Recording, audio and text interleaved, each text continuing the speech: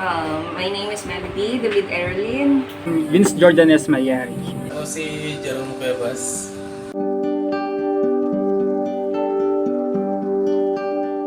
A real estate industry, which is the JAL Real Estate Services. Yung business namin is isa siyang coffee shop and isa kami dito sa coffee industry. Bakery Pandesal.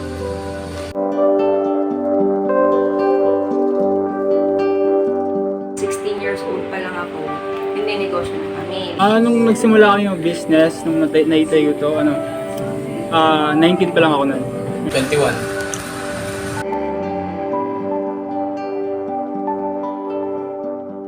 33. 21 ako.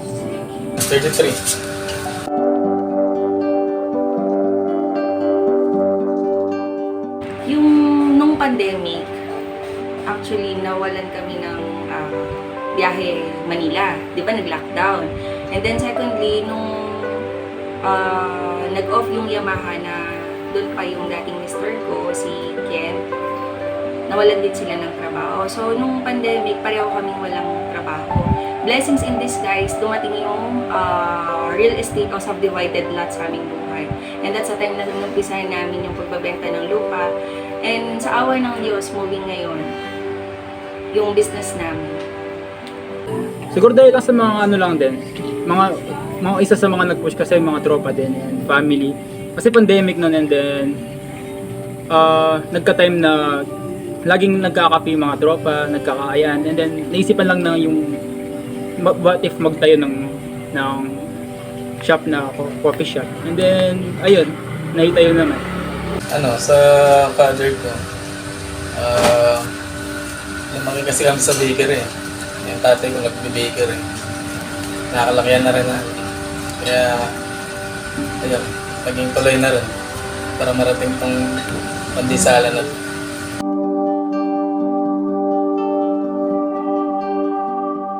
Proseso, talagang motivation lang eh. Halos talagang blood and sweat talaga. Yun yung pinakapuhunan namin. Kumbaga, yung tulog mo, minsan hindi mo na siya pwedeng itulog kasi sa entrepreneur, hindi ka pwedeng matulog eh. Kumbaga, what do I mean is, kapag entrepreneur ka, hindi mo na maiisipan yung long sleep. Maiisipan mo na lahat ideas, paano yung mga target markets mo, paano yung mga other marketing strategies mo. Kumbaga, pag nasa entrepreneur ka, parang yung tawag dito, yung character ni San Goku, ganun kakalakas dapat. Ganun kaka-energy talaga dapat. Sa process kasi mahirap yung maraming mga steps na bago ka mapunta doon sa top level. And siguro yung mga sa process na maging consistent lang and be patient lang. Sipag lang, tiyaga. Taste lang pagka medyo pagod. Dahil nakasalalay yung dyan. Nakasalalay talaga yung kita ng bakery dyan. Pagka wala kang gawa, wala kang kikitain.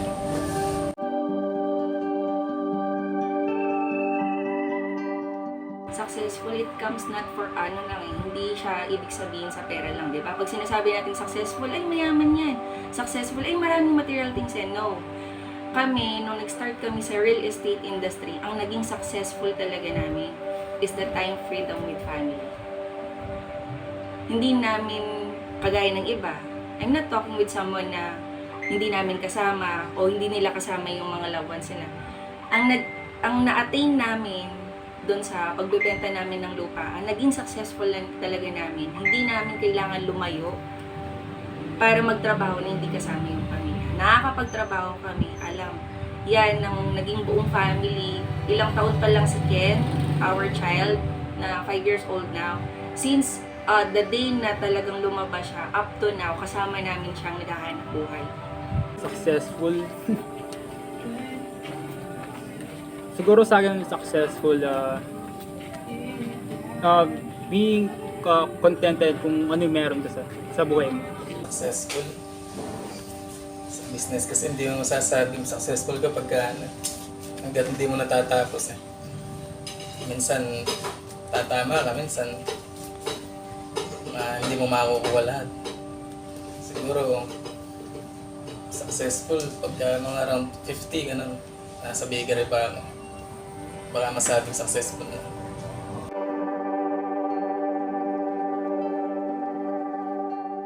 Yes, of course, financially.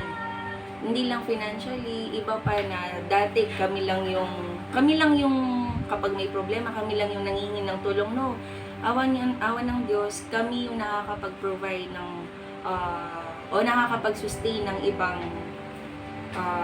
pangangailangan ng iba. Kumbaga, nakakatulong na kami na dati kami lang yung natutulungan. Yes, malaking tulong yung business namin kasi dumating din yung time na nagka-financial problem, and then parang nangyari na isa rin yung shop namin na tumutulong sa amin araw-araw, and nabibili namin yung mga needs namin, and siguro pati na rin sa mga ibang tao nakakatulong na din siya.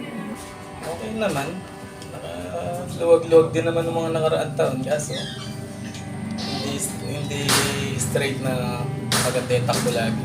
May darating talaga na panahon na babagsak. So kailangan mo talaga rin kailangan mo ilaban.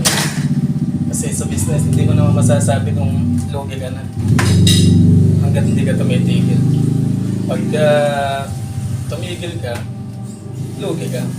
Pero sa isang pwesto lang, nagtayo ka ng pwesto ngayon, talo, tuloy mo lang. Hanap ka uli ng pwesto hanggang sa tamaan mo. Pag tumigil ka, yun yung lugi mo.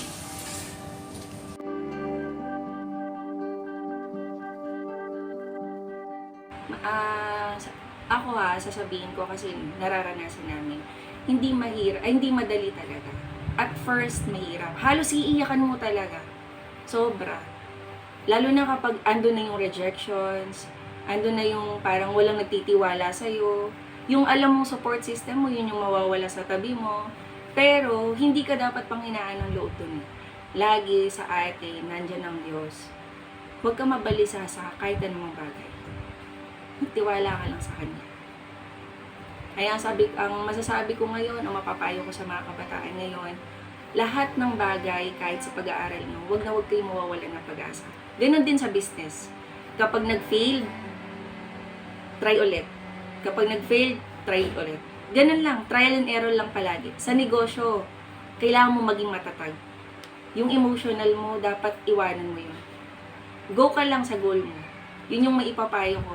Motivation, strength, faith, number 1. Sa mga kabataan na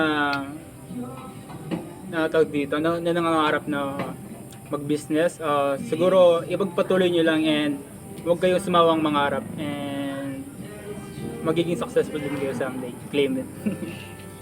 Ayun, siguro kailangan determinado ka.